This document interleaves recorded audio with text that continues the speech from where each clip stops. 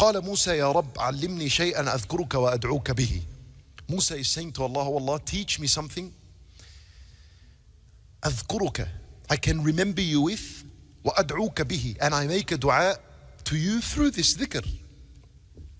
قال الله يا موسى لا إله إلا الله. Allah said to Musa, it's لا إله إلا الله. So Musa alayhi salam, Ya Rabb, he said, Ya Rabb, كل عبادك يقولون هذا. All your servants say لا إله إلا الله. يعني give me something new. قال Allah Azza wa Jal, he responds to Musa. Listen to this. He said to him, يا موسى لو أن السماوات السبع وعامرهن غيري والأراضين السبع في كفة ولا إله إلا الله في كفة لرجحت أو لمالت بهن لا إله إلا الله. He said to him, if the entire 7 heavens and the 7 earths, all of them were in one side of the scale, and La ilaha illallah was in the other side of the scale, La ilaha illallah would outweigh everything Allah created. But Anna, I want to say to you this. You see this hadith, what does it teach us? It teaches us that even sometimes prophets need to be reminded of how huge La ilaha illallah is. This is Musa alayhi salam being reminded of the virtue of La ilaha illallah. So this is why we're supposed to remind ourselves from time to time of how grand this word is and its effect in a person's life and what it does. And it's especially its effect in cleaning a person from his sins. When Nabi sallallahu alayhi wasallam says, and I conclude with this because this is its time, and Nabi sallallahu alayhi wasallam, he says, anyone who says, لا إله إلا الله وحده لا شريك له له الملك وله الحمد وهو على كل شيء قدير 100 times in the morning.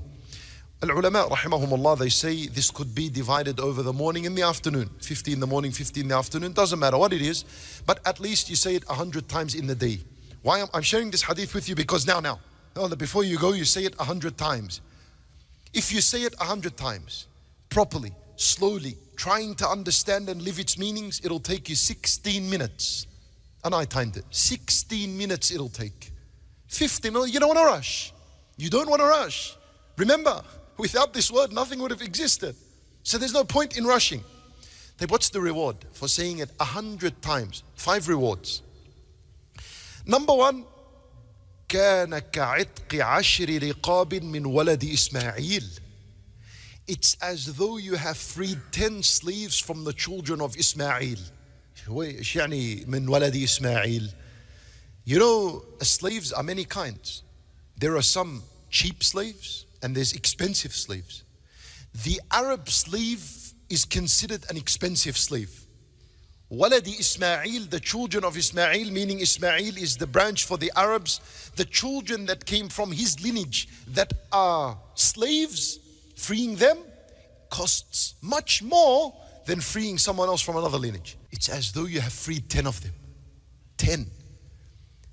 Saying this dhikr 100 times, did it cost you anything? Did it take any effort from you? Did you have to raise and lift anything? Did you have to crawl to something? Did you have to walk to something? Nothing. Just the movement of the tongue. And it resulted in 10 slaves. طيب.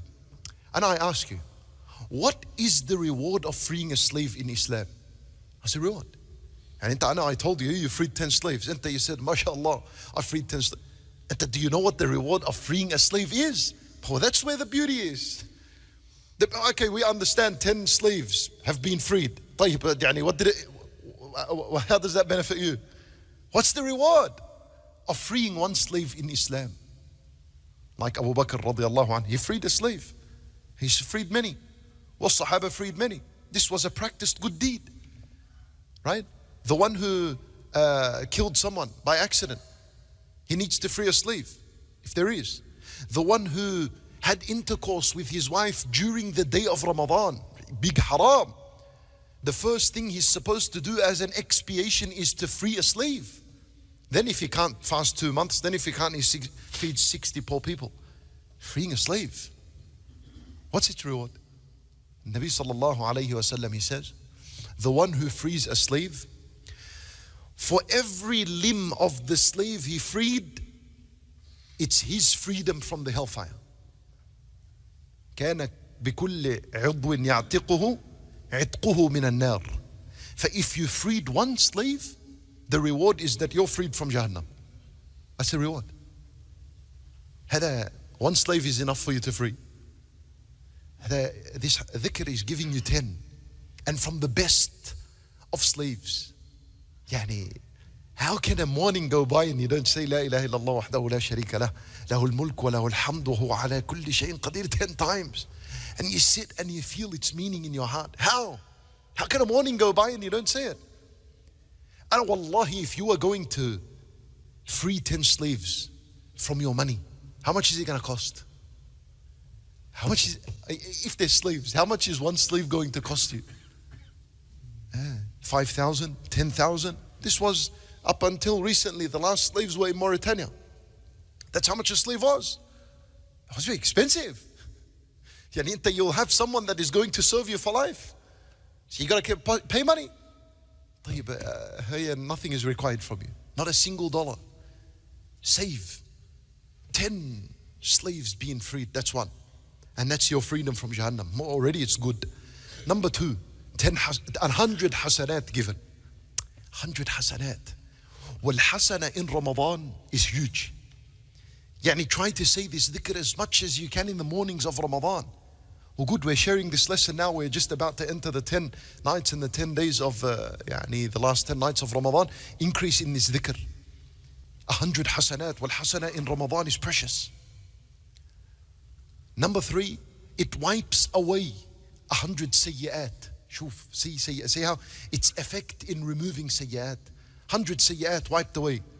Who commits 100 sins a day? Who? Worst case, even if you commit 100 sins, there's your solution here in the morning. Don't run away from this dhikr. Understand its value. If you've committed 100 sins, here's your solution next morning. That's 3. Number 4, it raises a person 100 levels in the paradise. And then the last one, and no one of mankind would come on the day of judgment better than him except someone who said it more than him. Top of creation. Number 1 on the list, except someone that said it more. Either he deserves to be on top of you. But if you've said it more, then you maintain the record of being first. So don't waste the opportunity. لا إله إلا الله وحده لا شريك له له الملك وله الحمد وهو على كل شيء قدير. So I ask Allah subhanahu wa ta'ala to give us a true and a genuine appreciation of kalimatul Tawheed. And we ask Him subhanahu wa ta'ala to make us live by this word and to adhere by this word and to die upon this word and to be resurrected upon this word. We ask Allah subhanahu wa ta'ala to forgive our sins. And we ask Him subhanahu wa ta'ala to grant us a blessed life until we meet Him subhanahu wa ta'ala. إنه ولي ذلك والقادر عليه وصلى الله وسلم وبارك على نبينا محمد وعلى آله وصحبه أجمعين.